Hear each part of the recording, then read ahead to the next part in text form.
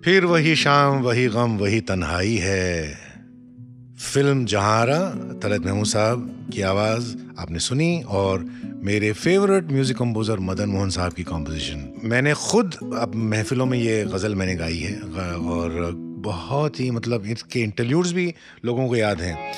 फिर वही शाम, वही गम, वही तन्हाई है, दिल को समझाने तेरी याद चली आई है।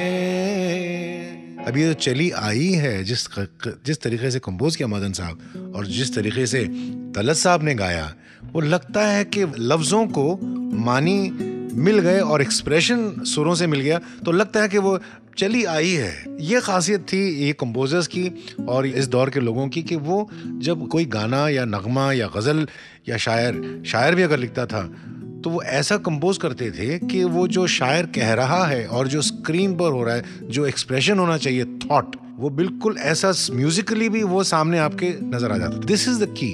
कोई भी चीज अगर आपकी रूह को जाके छू जाए तो वो ता क़यामत जिंदा रहती है।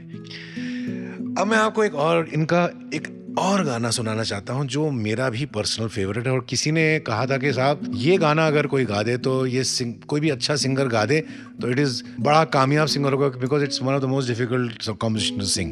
कुछ गाने ऐसे होते हैं सुनने में बहुत आसान लगते हैं, लेकिन जब गाओ तो उसका एक्सप्रेशन, उसका अंदाज बड़ा मुश्किल पड़ता है। ये फिल्म सुजाता का गाना है और ये एस.डी. बर्मन साहब की मौसीकी। जलते हैं जिसके लिए, जलते हैं जिसके लिए,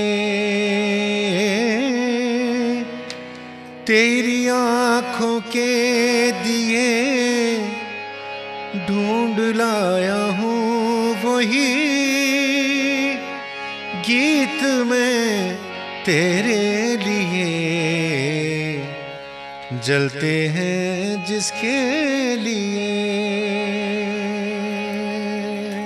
अब आप ओरिजिनल तलत साहब से यही नगमा सुनिए, फिल्म सुजाता का जलते हैं जिसके लिए, एस.डी. बर्मन साहब की मौसीकी में।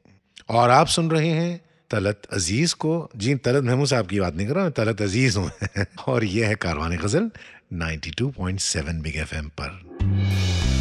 गजलों का काफिला चल निकला है, साथ चलिए और सुनते रहिए कारवान गजल तलत अजीज के साथ, सिर्फ 92.7 बिग FM पर।